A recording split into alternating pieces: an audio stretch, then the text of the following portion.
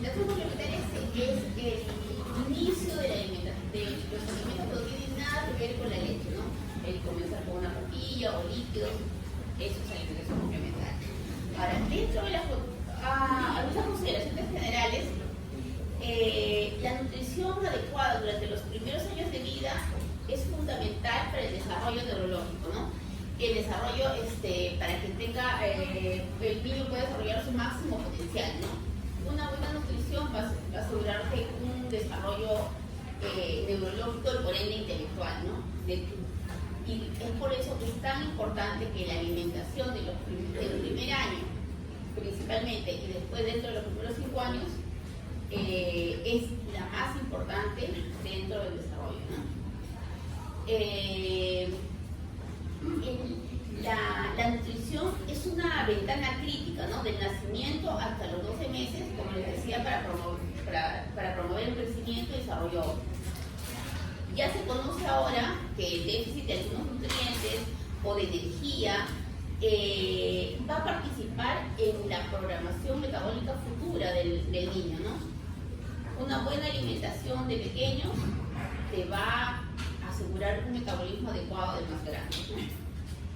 Incluso por eso que la UNICEF destaca el rol fundamental de la lactancia materna y la alimentación complementaria como la intervención preventiva de mayor impacto en la sobrevida del niño.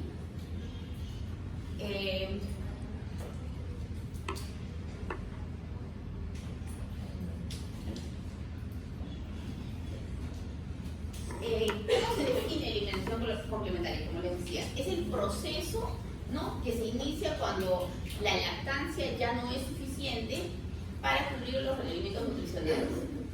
Es la transición entre la lactancia exclusiva hasta ya la alimentación definitiva del niño y luego posteriormente del niño grande, ¿no?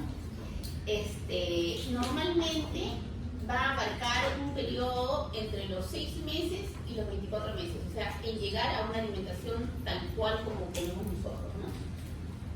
¿Cuándo se inicia? ¿Al cuarto o al sexto mes?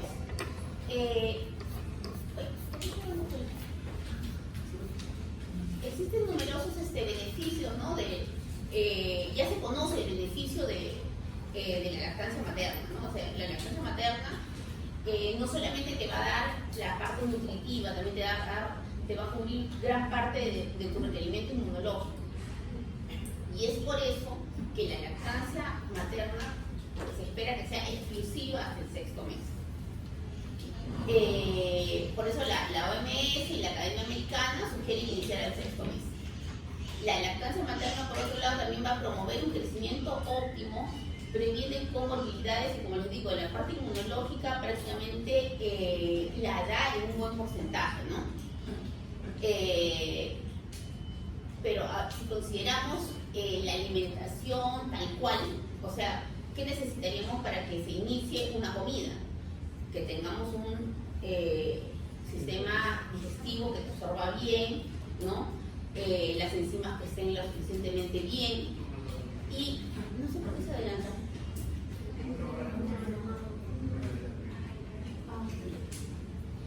Y que tengas una función renal adecuada, ¿no?, para manejar tus cargas de solutos, tus osmolaridades.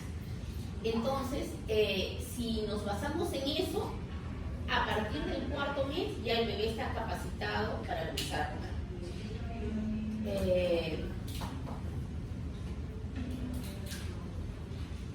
Entonces, por eso es que se considera, ¿no?, que podría comenzar a comer entre los 17 y 26 semanas, o sea, al cuarto mes.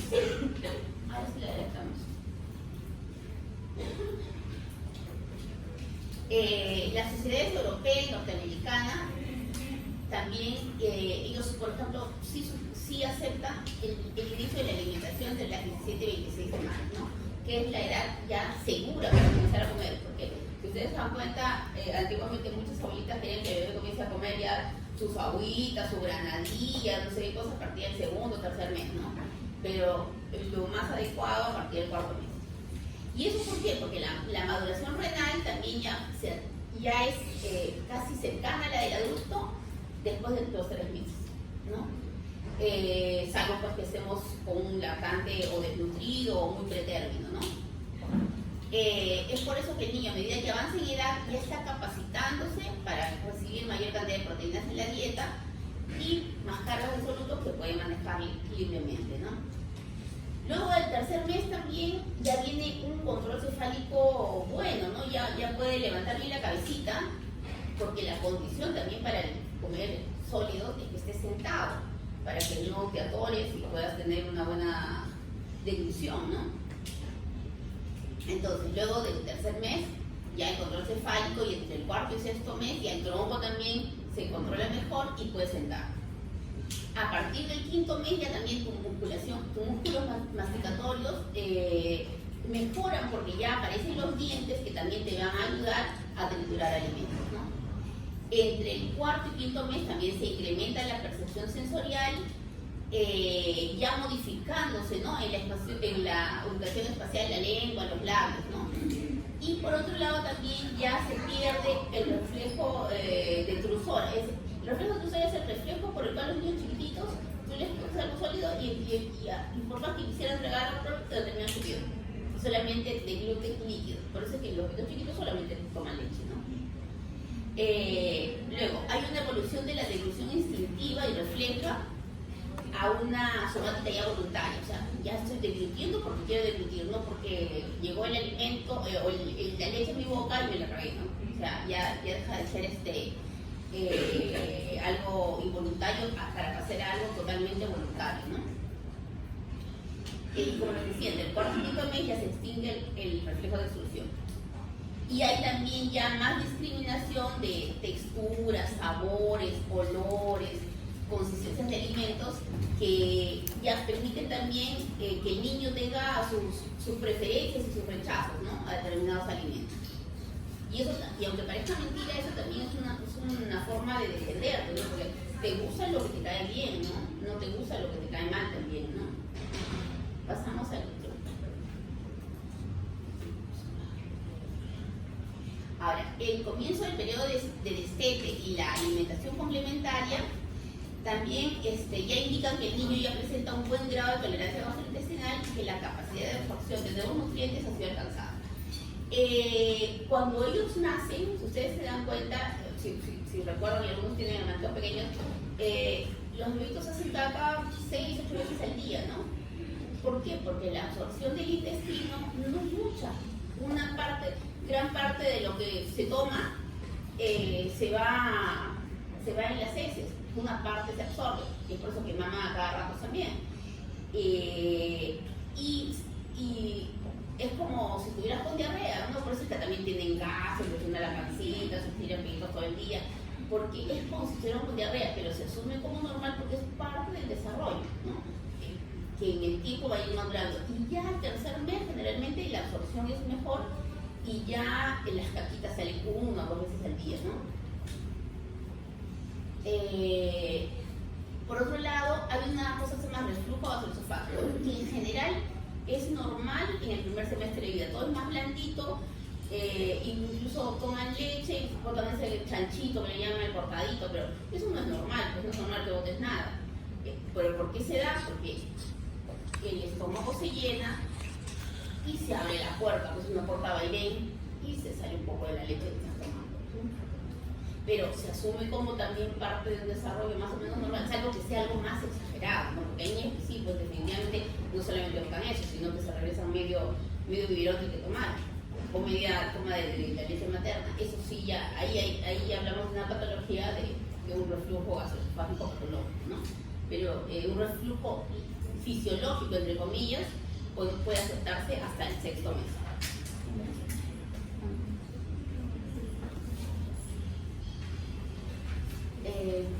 Ya.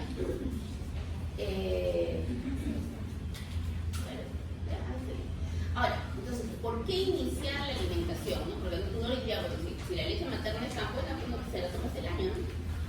Pero no. La principal razón es nutricional. Hasta el sexto mes, la leche materna le puede dar el 100% de sus requerimientos, pero a partir del sexto mes ya comienza a haber requerimiento mayor de zinc, de hierro y de otros nutrientes. que no se los va a dar enteramente la leche materna. Por otro lado, incluso la cantidad de calorías que requiere el niño ya va aumentando porque el tamaño es mayor. Entonces ya la leche materna no es suficiente, ¿no? Y eso, y es por eso que a partir del sexto mes sí o sí debieran ya comenzar a comer, ¿no? Ahora, ¿con qué comer, no? O sea, ¿cómo comenzar? Antes, tradicionalmente, pues, se les decía al bebé, no, comenzamos con, no sé, pues, zapallo y espinacas, y el otro mes comenzarás a tomar otra cosa, el otro mes otra cosa, no. Huevos ni se te ocurra hasta después del año, no cítricos para nada hasta después del año. Pero ya se ha visto que no es necesariamente así, ¿no? Ya demuestra que el riesgo de sensibilización y alergia es igual o menor si es que tú inicias tempranamente los alimentos supuestamente alergénicos, ¿no? Ahora, obviamente, las cosas comunes, ¿no? que uno usa, por ejemplo, huevo, ¿no? Pero, por ejemplo, no le vas a dar mariscos, ¿no? Los mariscos también son súper alergénicos, pero tampoco son necesarios, ¿no? Entonces, no es el inicio, ¿no? Ahora, en esto también, en esto de la tolerancia a los alergenos, juega un rol importante la lactancia materna. Es la lactancia materna la que va a apaciguar esa reacción inmunológica exagerada o alterada que pudiera haber ante determinados alergénicos, y más bien te va a permitir la sensibilización, o la tolerancia, perdón. De esa manera también se supone que si tú comienzas los alimentos supuestamente que podrían ser alergenos, de alguna manera el tomar lactancia materna simultánea te va a ayudar a tener mejor tolerancia, ¿no? Y a la larga menos alergias alimentarias, ¿no? Y es por eso que no se recomienda la restricción, ¿no? Ya se han hecho estudios con huevo, con maní, que sugieren menor alergia a estos alimentos con la introducción temprana, ¿no? Ahora, ¿qué hay con respecto a las bebidas azucaradas, ¿no? Ahora la tendencia es usar sin sal y sin azúcar, ¿no? El gusto por los sabores dulces es innato, ¿no? O sea, los bebés han tomado leche dulce todos sus 6 meses, ¿no? Entonces es agradable, ¿no? Entonces, después de la lactancia materna siguen prefiriendo los sabores dulces, la gran mayoría, ¿no? Por lo mismo, introducir sustancias muy azucaradas podría ser relativamente adictivas, ¿no? Ya se han hecho varios estudios también que demuestran, ¿no?, que la ingesta de sustancias muy azucaradas dentro del primer año te desarrolla o tienes mayor incidencia de obesidad después de los 5 años, ¿no? Incluso hay un estudio del Proyecto Vida de Harvard que fue grande, ¿no? Alrededor de los años 2000, bastante tiempo ya, que se vio que el consumo de agua y jugos naturales versus bebidas azucaradas, se vio que había más adiposidad en ese grupo de niños entre los 3 y 7 años. Y por otro lado, les queda el gustito del dulce, ¿no? El que come siempre dulce, quiere siempre dulce, ¿no? O sea, nosotros tenemos una limonada con cierto grado de dulce, que te den una limonada con la mitad del dulce al que estás acostumbrado, porque ya no te sabe lo mismo, ¿no? Entonces, la tendencia es por eso desde pequeños, prácticamente que aprendan a tomar las cosas lo más natural posible, ¿no?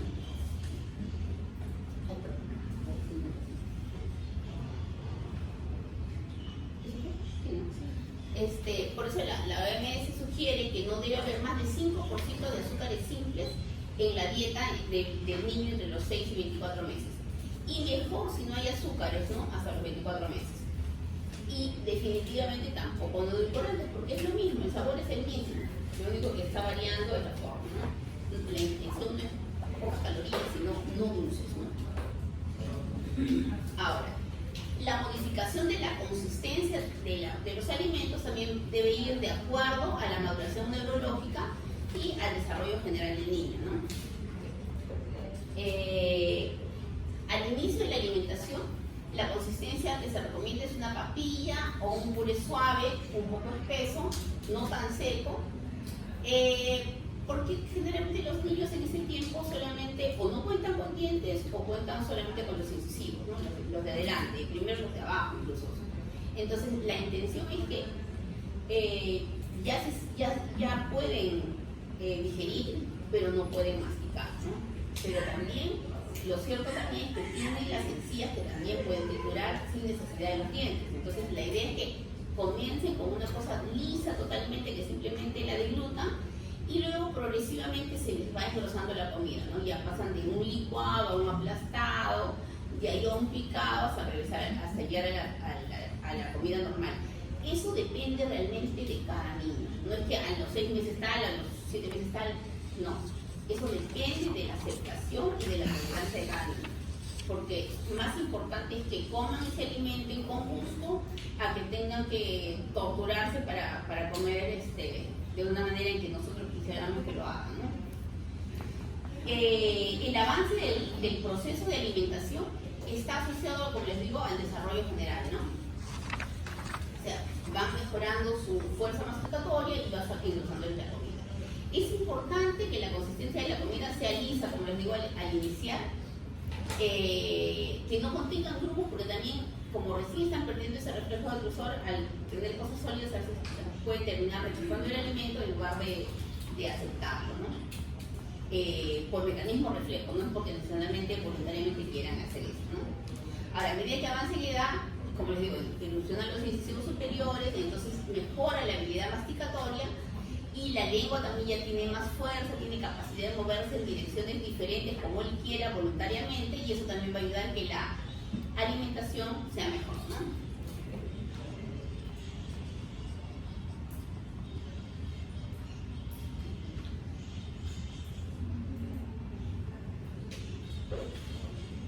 Y como les decía, ¿no? A medida que ya mejora la dentición, también mejora la comida acidificada o incluso ya un poco más seca incluso, ¿no? Esa capacidad de alimentarse ya prácticamente masticando, de solamente picado, pero de consistencias todavía blandas, ya se desarrolla casi entre los 12 y 18 meses. Por eso es que los niños ya a partir de los 12 meses pueden comer, entre comillas, ya lo de la casa, ¿no? Teniendo siempre consideración en la consistencia y el tipo, ¿no? O sea, porque si nosotros comemos menestra, también puede comer menestra, pero de repente nosotros la comemos aderezada y con un condimento. Ellos deberían comerla sancochada y blanda, y lo más blanda posible para que simplemente mastiquen, ¿no? O sea, hagan el ejercicio de la masticación, pero no sea pues una masticación exagerada, ¿no? Ahora, ¿cuál es la secuencia de introducción? Lo que yo les decía, ¿no? O sea, tiempo atrás había muchas normas en relación a los alimentos, ¿no? Unos se daban a determinada edad, otros recién se incluían posteriormente, ¿no? El gluten, por ejemplo, se les daba más tarde, y era todo un poco complicado incluso para la mamá, que es la que a veces recién es su primer hijo y está aprendiendo, ¿no? Eso no lo tiene que dar, eso tal vez sí, eso no lo sé, ¿no? Ya desde el 2010, en ese artículo de Science Base of Complementary Feeding Practice, es decir, la alimentación complementaria desde el punto de vista de la ciencia, se vio que en realidad puedes escoger todos los alimentos, ¿no? O sea, todos los alimentos sencillos para ellos, no necesariamente unos primero y otros después, y todo de acuerdo a las costumbres y a lo que produce la región donde vive ese niño, ¿no? Eso, ¿no? Ahora, lo único que sí en esto hay una regla es ofrecer los alimentos uno por uno. Eso te permite, ¿qué cosa? Ver la aceptación y el gusto por lo que tú le estás dando, para que veas que le gusta y que no le gusta, y la posibilidad de que desarrolle alguna alergia a algún alimento en especial, ¿no? Porque si tú le das una papilla que está todo mezclado desde el principio y te enroncha o le pasa alguna cosa que no esperabas, tú dices, ¿cuál fue, no?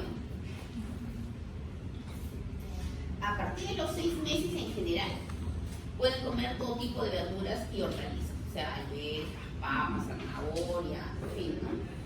Excepto los que acumulan nitritos, que son las hojas verdes, ¿no? Espinacas, por ejemplo, ¿no? En exceso. O sea, pueden comer porque esos nitritos pueden producir, oxidar la hemoglobina, produciendo la metahemoglobinemia, ¿no? Y entonces eso sería perjudicial, ¿no? Ahora, a partir de los 6 meses también pueden comer diferentes tipos de fruta, ¿no? De preferencia las más blandas y las que tengamos en mayor cantidad en esa región, ¿no? Entonces, más o menos hasta los 6 meses lactancia exclusiva y todo lo que deseen, ¿no? De leche. Y ya a partir del sexto, séptimo mes ya comenzamos, como digo, con verduras, un poco de frutas y carnes sencillas como pollo, hígado. La carne en sí incluso te ofrece una buena cantidad de proteína y otros nutrientes, ¿no? Sin calcio, a diferencia de las vísceras como el hígado, pero la ventaja del hígado es que de repente te ofrece más hierro, que es en el que puede haber cierto déficit entre los 6 meses y el año, ¿no? Ahora, ya a los 7, 8 meses se ofrece leguminosas, las menestras que conocemos, ¿no? ¿Por qué? Porque son más secas, la misma carga calórica que tienen, pueden producir más meteorismo, dispepsia, entonces es mejor incluirlas un poquito más tarde, ¿no?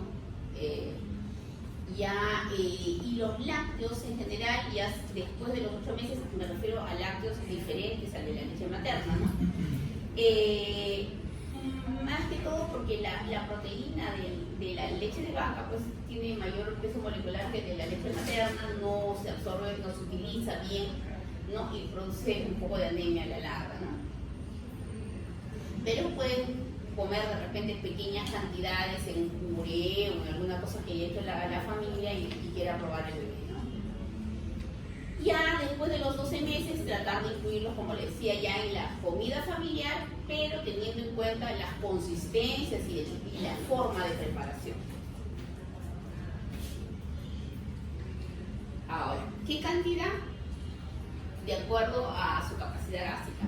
Pero en realidad cada niño va a decidir cuánto come, ¿no? Porque por más que tú le digas que a los 6 meses va a tomar un cuarto de taza, entre un cuarto y media taza del alimento que le hayas preparado, si no quiere, no quiere, ¿no? O sea, y si quiere más, ¿qué le vas a decir? ¿No vas a hacer llorar? No. Claro, dentro de lo racional, ellos se cogen un poco. Ellos también deciden cuándo iniciar o cuándo dejar al 100% su lactancia materna. Hay mamás que producen, o sea, claro, para el promedio, todos deben comenzar a comer al 6º mes. Pero hay mamás que definitivamente producen muy poca leche y el mismo niño ya quiere comer desde el 5º mes. Y a veces iniciar una comida en ese momento, claro, individualizando el tratamiento, podría iniciarse un poco antes. Como también hay niños que las mamás producen cantidades terribles de leche, que el chico llega a los 6 meses pesando 12 kilos, y ese niño no quiere dejar su leche materna y no le gusta comer. Muchas veces no acepta comidas porque la leche materna le sigue dando el 100% de lo que todavía requiere porque la mamá produce en exceso, ¿no? Entonces, más o menos con él tenemos que ir con más calma y darle las cosas, de repente todavía más fruta en lugar de incluir tantas carnes o tantas verduras porque no le van a gustar por ser salada o no tener sal, o no tener dulce, perdón. Y a partir de la leche más o menos, ¿no? Hasta entre los 6 y 8 meses todavía es el 60% de lo que comen. Mientras que ya a los 9, ya 47%, y después de los 12 meses 38, 40%, ¿no? Mientras que los alimentos son el resto, ¿no?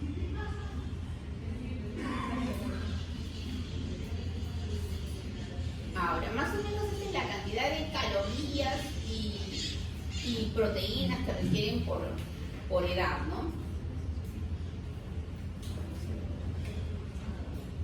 Ahora, ¿cuáles son? ¿Qué prácticas no debieran darse y son inadecuadas, ¿no? En la alimentación complementaria? Por ejemplo, el uso inadecuado del biberón. Bueno, la idea es que todos tomen lactancia materna más comida. Pero hay un grupo, que la mamá trabaja, lo que sea, que ya no toman lactancia materna, ya toman biberón. Pero también hay mamás que para que tomen más volumen, ¿qué hacen? Le licúan todo, se lo meten en un biberón. Porque ahora hay biberones para comida, biberones con un hueco grandote. Eso, por ejemplo, no es lo adecuado. porque tú le estás mandando el mensaje, ¿sabes qué? Come de la manera más fácil, pero come, ¿no? Otra cosa, las consistencias y las texturas, como decía, la textura debe ser más o menos individualizada de acuerdo al niño, ¿no?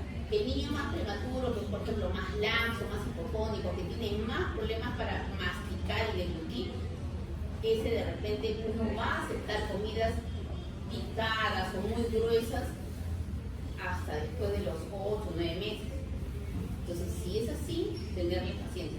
Pero en ese caso lo que hacemos es tratar de la primera parte dársela así aplastada o más gruesa, y lo que ya no puede comer y todavía nos consideramos que le falta, bueno, hacérselo un poco más fácil, ¿no? O sea, aplastárselo más o licuárselo parcialmente, ¿no? Otra cosa es la alimentación del niño debe ser sentado en una sillita de comer, con la mamá en un ambiente grato, acompañado, ¿no? Pues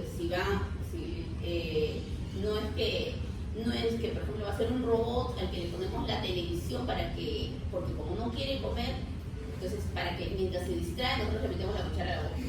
No. El niño debe comer si tiene hambre, y si no, lo hará en la comida siguiente, ¿no?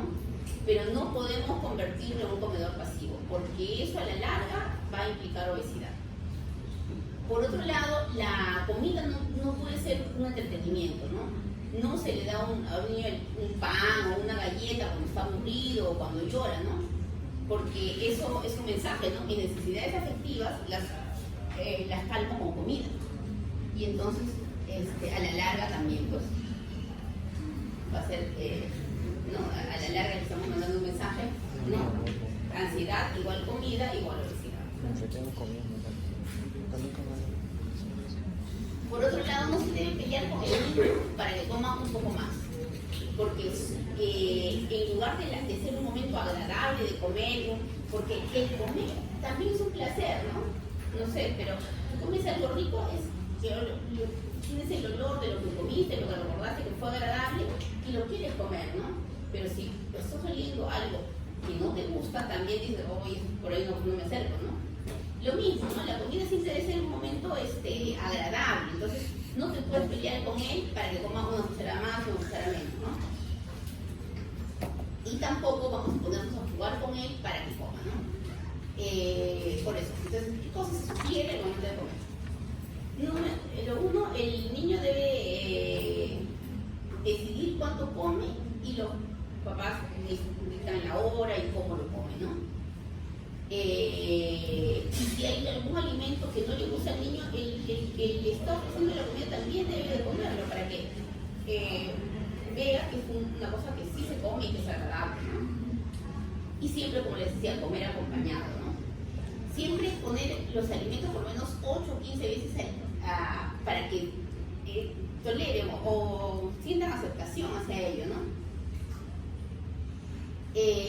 La duración de los tiempos de comida también depende mucho de la autorregulación del niño y del entorno. O sea, come con avidez, bueno, acabará más rápido. Come lento, comerá lento, pues tendremos que tenerle la paciencia necesaria, ¿no? Ahora, definitivamente los padres influyen en los hábitos alimentarios, ¿no? No solo en la genética de cada persona. Y es por eso que los papás son los que deben aprender a escoger bien los alimentos que va a comer el niño, ¿no? O sea, carne, frutas, verduras, carbohidratos de repente complejos. No es bueno pues comenzar a darles cosas muy caloríficas y refinadas, por ejemplo mazamorras, el exceso de menestras, son buenas, pero el exceso también no es bueno, ¿no? O el exceso de comida chatarra, no sea galletas, pastelitos, porque a la larga esos hábitos se quedan, ¿no? Y muchas veces los hábitos de los papás terminan heredándolo los niños, ¿no? O sea, el papá es muy comelón y el niño también, porque come lo que el papá come, porque son elementos engordantes, ¿no? Entonces, niños gorditos de papás probablemente obesitos también, ¿no? Y ellos...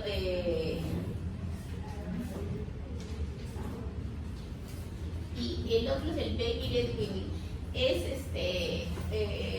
hay como una corriente, ¿no? de dejar que el niño coma lo que quiera, o sea, tú le ofreces obviamente cosas saludables y que lo vaya cogiendo. Ahora, eso de alguna manera debiera estimular su autonomía, qué sé yo, ¿no? Pero no creo que en todos pueda funcionar igual, ¿no? Ahí la idea es una forma de ofrecer la alimentación complementaria en que al bebé se le permite dirigir, ¿no? Del proceso del principio. Los papás deciden, ofrecen cosas, ¿no? Pero el bebé mismo coge lo que quiere comer y elige comer y cuánta cantidad, ¿no? ¿Cuál es su origen? Bueno, a raíz de las recomendaciones que hizo la OMS de iniciar la alimentación a los 6 meses, algunos pues comienzan a cuestionar la necesidad de si realmente es necesario comer triturado o comer muy aplastado, ¿no? Y entonces poco a poco ya se van decidiendo, ¿no? Que de repente el niño puede comer un poco más sólido desde el principio, escoger su comida, ¿no? Entonces, ¿cómo se hace? Generalmente se sienta en la mesa con la familia, ¿no? Todos comen en la casa y le ofrecen la comida, la misma comida que el resto, en trozos más blandos, que pueda coger el bien, ¿no? Y se alimenta supuestamente desde el principio solo, coge con sus manos primero y después aprenderá a usar la cuchara, ¿no? Y la leche materna sigue siendo libre de demanda. Ahora, ¿pueden todos los bebés hacer eso? De repente los niños a término, sanos, de buen desarrollo psicomotor, ¿no? Pero el niño que fue un poco prematuro, el niño que es un poco hipotónico, el niño que de repente tiene algún problema, es mejor dirigirles qué cosa va a comer, ¿no? Porque si no, terminamos en no comer nada y seguir con leche, ¿no? ¿Qué es lo que pasa muchas veces con algunos bebés alimentados con lactancia materna exclusiva, ¿no? O sea, la mamá, por eso es que la mamá tiene que ser guiada en el control del niño sano, ¿no? Para eso es el control, para que la mamá también sepa qué cosas hacer con su bebé. Entonces, la mamá debe saber que a partir del sexto mes tiene que incluir alimentos sí o sí, ¿no? Y de poco en poco, con mucho cariño, qué sé yo. Pero hay mamás que también, por la misma flojera y porque el niño también solo quiere leche materna, entonces solo le dan leche materna. Y si el almuerzo, por ejemplo, toma una cucharita, un pobrecito no comió leche materna. Más tardecito le tocaba su fruta, no comió, entonces leche materna. Entonces llega un momento en que el peso se estanca y comienza a no ganar peso, ¿no? Y finalmente a perderlo. Y de eso tenemos un montón, ¿no? Porque acá, por ejemplo, una buena cantidad, por suerte, toman lactancia materna. Pero hay bebés que, por ejemplo, ya tienen año y medio y siguen tomando más leche materna que comida. Y comen muy poco en el día la leche materna y toda la noche siguen tomando leche materna, ¿no? Eso es porque evidentemente no han completado su ingesta de calorías, ¿no? Y la mamá no duerme, el niño tampoco duerme, no descansa. Entonces, si no orientamos a la mamá a que incluya bien los alimentos desde el inicio, esos problemas se dan, ¿no? Entonces, lo mismo va a pasar con los niños que tienen algún problema de tono o de prematuridad, ¿no? Si tú les das libremente que escojan su comida, no van a poder escoger porque todavía no les cae bien la comida muy sólida, quieren tomar leche nada más,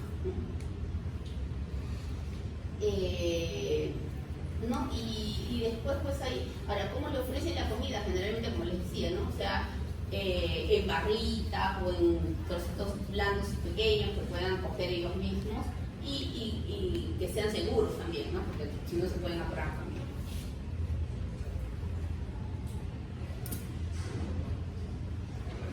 Ahora, si se compara este tipo de alimentación con la comida tradicional con purés, la ventaja del comer independientemente es que eso desarrolla esa independencia y autonomía, pero la desventaja es que a veces no cubres todos los requerimientos nutricionales que pudiera necesitar realmente ese bebé, ¿no? Entonces, las familias que optan por ese tipo, de todas maneras siempre tienen que estar supervisadas por el pediatra para ver si el niño realmente está comiendo lo que debiera comer, ¿no? porque todo eso se basa más o menos en lo que quiere el niño, si tiene hambre o no tiene hambre, ¿no? Entonces, en ese medio puede no completar su rendimiento total y no ganar peso, ¿no? ¿Y qué inconvenientes podrían haber, ¿no? Por ejemplo, ¿no? El hierro, ¿no?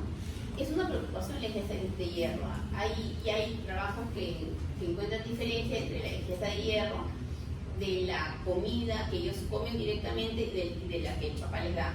Y eso yo creo que es evidente porque ¿cuál es la principal fuente de hierro? Las carnes, ¿no? Las carnes, el hígado. Y en una alimentación libre, el niño no va a optar por la carne, por lo menos no va a ser.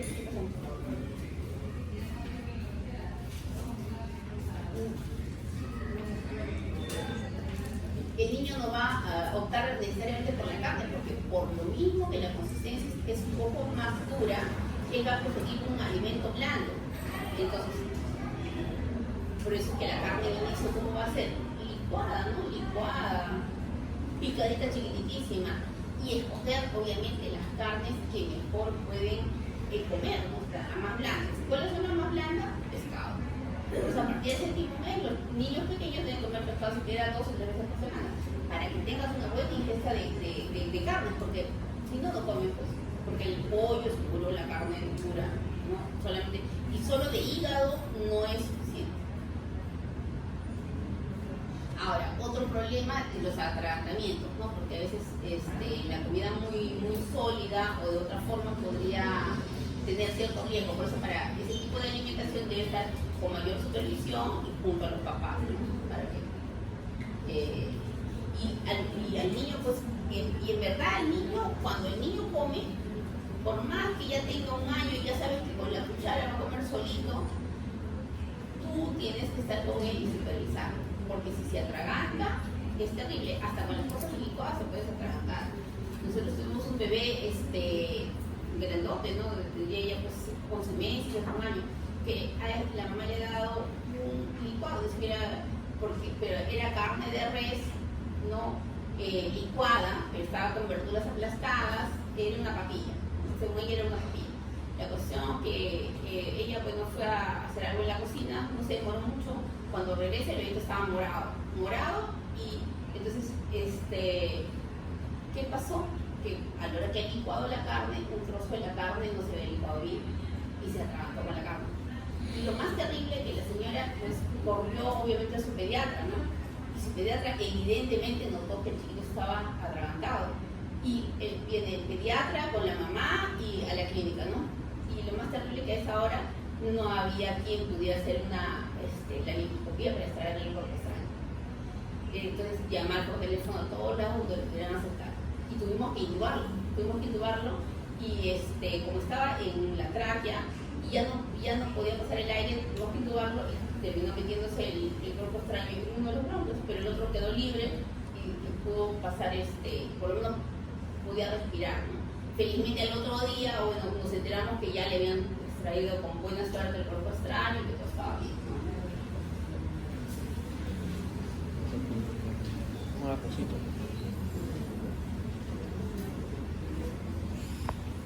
Ahora, con ese es más o menos lo mismo, pero listo, entonces eso sería todo. ¿Preguntas?